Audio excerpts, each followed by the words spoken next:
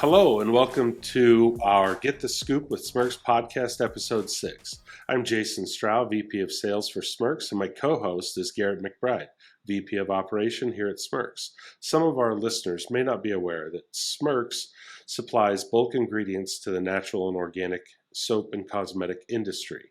It's an area of our business that is growing, and we wanted to feature special industry guests today. We're excited to introduce Fred and Roxy Johnson, co-owners of the Soap Creek Company in Utah. Soap Creek is a natural soap producer, and they have been a customer of ours for several years now. Hey, Fred and Roxy, welcome to our podcast. How's it going?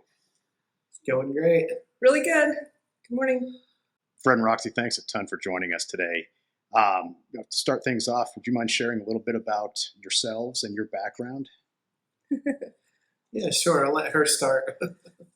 So my background that brought me into where we're at today with the Soap Creek Company is I was into herbology and aromatherapy and studied that quite a bit before I ever entered into the soap world, the formulating world.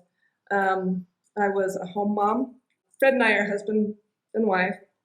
And so I was at home while raising our kids, studying into the different herbology, aromatherapy, while Fred was working pretty much all over the nation, and he can speak to that. But that's my background before going into the soap world, which we can discuss.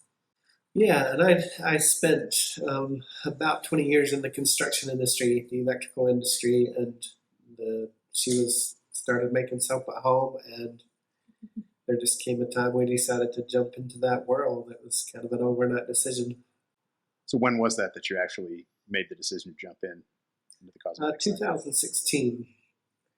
At that point, I'd been just making handmade soaps and lotions, things like that, just on the kitchen counter for several years, selling it to, and this kind of goes into the next question, but we originally just started giving it away to family and friends. They really liked it. It made a lot of impact on their lives, which was really awesome to us. And we started giving it away, and then there was more demand, people asking if they could sell it in their local, stores. And so we began selling just our little handmade brand, I guess you could say, locally in local stores. So that's kind of where we began, up to the point to where we kind of jumped in with all fours, really, and first exhibited our product, our small brand, at a large trade show, and got a lot of interest there. We got accepted into that Natural Products Expo West show in Anaheim, and I believe Smirk's exhibits there as well. But from there, then we just kind of took off in the soap world. That's a cool story. I remember the first time I saw you and met you was at Expo West. Heck, it might have been that first year. And I remember it was the last day of the show, walking by, and the visual aspects of your soap caught our eye, and myself and a former coworker stopped, and that was where it all started with us, and it was a pretty amazing setup that you had. Not to mention, one of the best smelling booths at any trade show that you go to. You can always tell when Soap Creek is nearby. It smells fantastic. That's what the locals say too. Well, I always notice it. I went into the bank the other day, and the lady's like, "You smell so good," and I'm like, "I don't know how I'm supposed to take that." The bank can smell us coming. Yeah, and since 2016, you guys have expanded your warehouse space and your production floor. We have since 2016. Yeah, since 2016, it was just pretty much her and I. We were just trying to market our brand, and we've grown to today. We're over 50 employees now. And next year, it looks like we're on track to double our sales again. So we're shooting to have more around the 100, 120 employees mark. We feel like that's a good size of a company for us. And it really has helped a lot to have vendors like Smirks help us along that journey and help us through that growth and support us through that. It's made a huge difference. We've had several vendors, including Smirks, that have been willing to help us with that incredible growth and incredible journey. Yeah, and that actually brings up our next point. Soap Creek and Smirks first connected back in 2018, and one of your customers, I believe, referred you to us, and it was for organic fair trade RBD Coconut Oil, which was one of the first items that we did. And since that time, I think we've had pretty much a standing contract almost the entire time for that fair trade RBD. And we've expanded out with sunflower oil. We've done cocoa butter, shea butter, olive oil. We did some glycerin. We've just had a handful of things, but we've also gone like the whole gamut away from oils, from coconut sugar to walnuts. So it's been interesting to see the amount of different items that are actually used in soap making. What are some of the things that you look for when you're sourcing ingredients? So it's I would say availability, pricing, certifications, because we are an organic certified facility. So a lot of the materials that we're bringing in, we are limited to find materials that are certified organic or certified fair trade. And Smirks has helped a lot in that sense as well, because you get audited every year for those certifications, and having that documentation at your fingertips and ready to pull and with every product has made it quite a difference here. We have some suppliers that will sell us some certified organic material, and then to get the certifications out of those people to pass on to our customers has been quite difficult at times. So we really appreciate the Smirks team and what they've done for on that certification end. Maybe a little deeper dive into what we're actually producing here. We produce mostly store branded items, but we're producing over 200 different products for different stores. And each one of those 200 products have different ingredients, like you say, everything from walnuts to coconut oil to glycerin to coconut sugar to whatever. So that's why there's such a wide range of materials that we're bringing in, is because we make such a wide range of products. So I know you do bar soap and body scrubs. What other types of soap and cosmetic? Yeah, we do a lot of liquids here as well. A big portion of that fair trade organic coconut oil is going into a liquid Castile soap, kind of like similar that you see in every natural product store. A lot of that coconut goes into that product. And then very similar to the Dr. Bronner's. Yeah. It's just on a store branded level. Lots of bar soaps. We do hair products as well, which actually we utilize quite a bit of the organic coconut oil in even hair care products. So pretty broad range. We have the capacity here to pretty much produce anything in that space, the bath and body care space. I think one other thing about the ingredients that you source, as we are primarily food ingredient importers, everything that we've sold you would technically be food grade. So I think that also speaks to the quality of it. I know when I was at the Soap Makers Guild a few months ago, in talking to some of those different people, they didn't realize that food grade would work perfectly well for the products they're producing. They were really under the impression that it's a separate thing, but it's coconut oil is coconut oil is coconut oil. So as much as you guys are purchasing and having multiple container contracts, we're able to get really sharp on the pricing and make sure that your bottom line does well because we're able to offer the pricing that we can. Yeah, I can definitely speak to that. That definitely helps to have those contracts in place. That's been one of the smoothest supply chains that we've seen, even through COVID, even through all of the things. Is those contracted containers from Smirks has really saved our bottom line at the end of the day.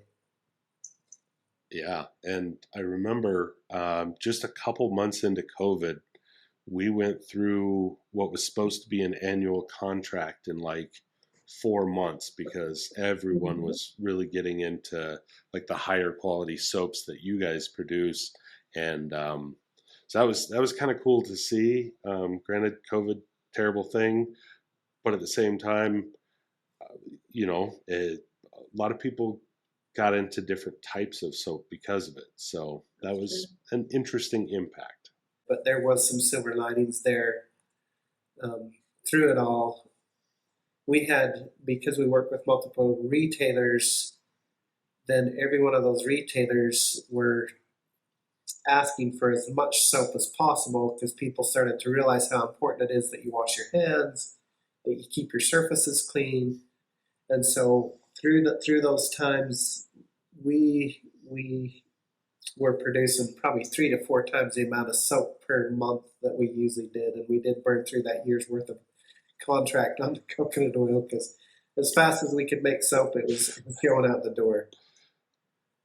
So it was fun to tell our team, we're actually helping in this cause. We're making products that are a solution for people, and we do some stuff for Kroger and different stores, and they're like, as fast as you can build it, it was on their shelves and going off their shelves. I think to Jason's point, then people were introduced to a lot different kinds of soap than they were normally used to buying because that was all that was available. And so you've seen increased sales in different areas of the soap categories of products that people wouldn't have normally tried that they had the opportunity to try during COVID because customers are creatures of habit. We're building a consumable product. If they buy it 1 month, they're going to need to buy it the next month. And to break that habit is a really difficult thing without good marketing. Soap is one of those strange things that, most people that we know and around here use soap every day. But generally speaking, I don't think many people really understand where soap comes from, how it's made. Would you be willing to, without divulging any trade secrets and confidential information, would you be willing to walk us through what the process is for making soap? Yeah, so we actually do a couple different processes with specifically the oils that we're purchasing with Smirks. The one is a solid bar soap. So our solid bar soap is a cold process where you mix an alkali with organic oils. It's blended until it comes to what we call a trace. And then it's poured out into molds where it sits overnight. And just the mixture of the alkali and the oils together create its own reaction to pretty much turn into soap without any heat added. After it's removed from the molds the next day, it is completely solid and ready to be cut. We cut it on a wire cutting system. It's a lot like cheese at that point. It's kind of a soft, cheesy texture. We cut it with something that looks like a cheese cutter, only on steroids. So, and then it's stacked to dry, and it continues to react and cure over the next several days, weeks.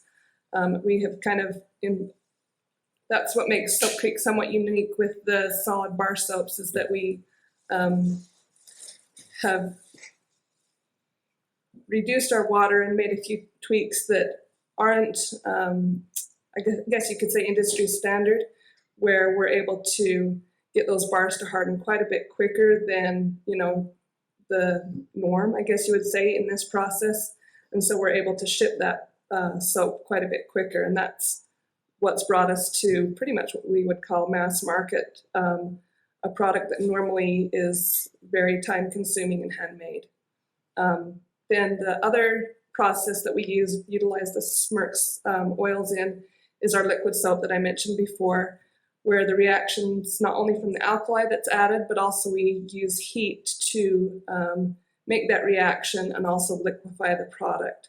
So again, it's oils and alkali mixed in a heated vessel. The reaction is quite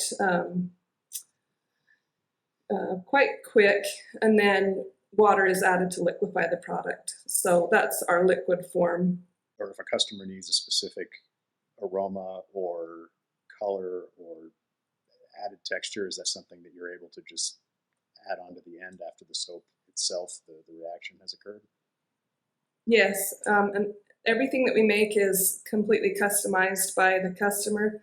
And that's kind of what makes Soap Creek and our products unique, is that we have the ability to develop any product based off of an idea or a concept and take it completely through product development to manufacture. So a customer comes to us and says, can we have a soap that looks like this, smells like this?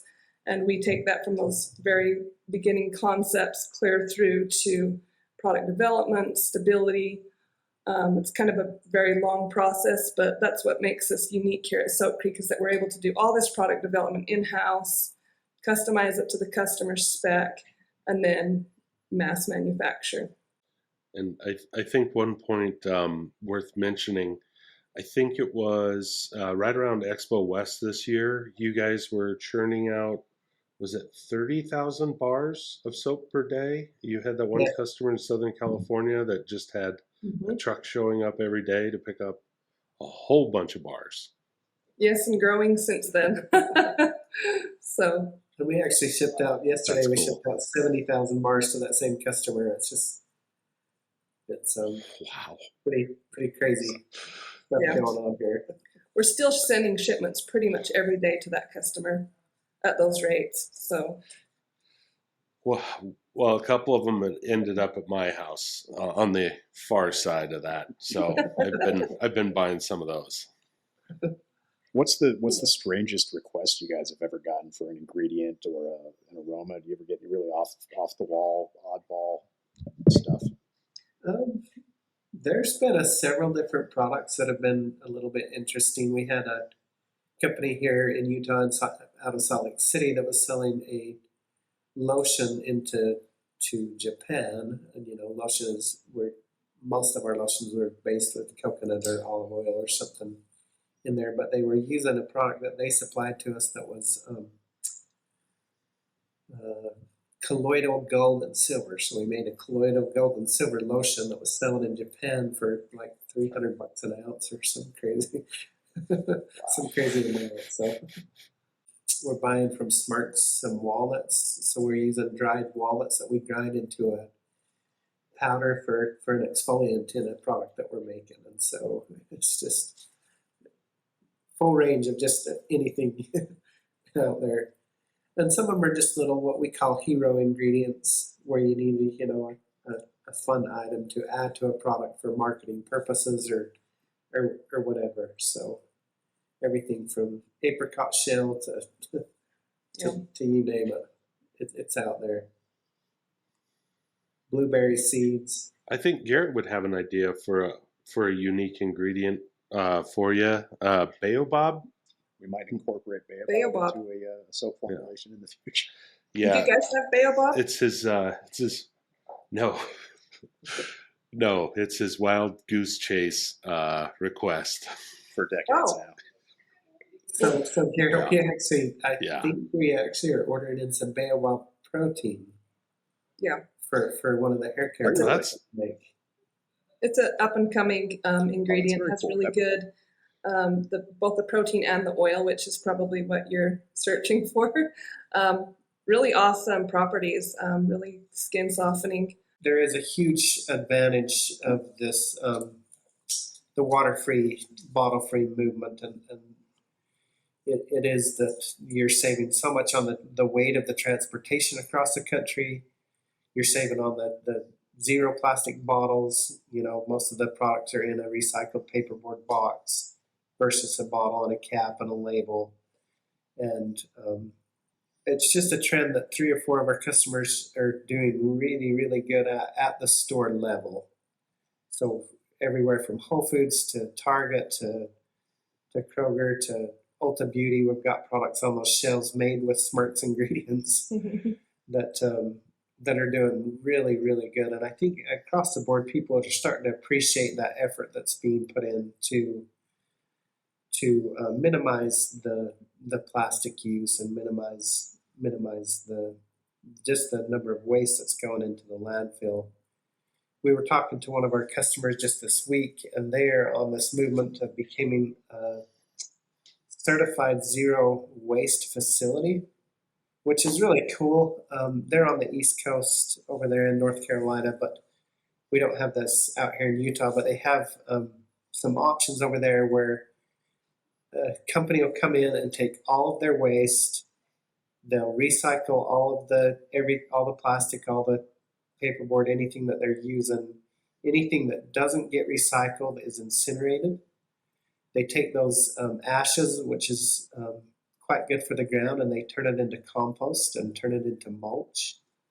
And any of the metals that are pulled out of that, then they melt down and do something else with that. So there's nothing from their facility that goes into a landfill ever. Every bit of their waste product is taken and turned into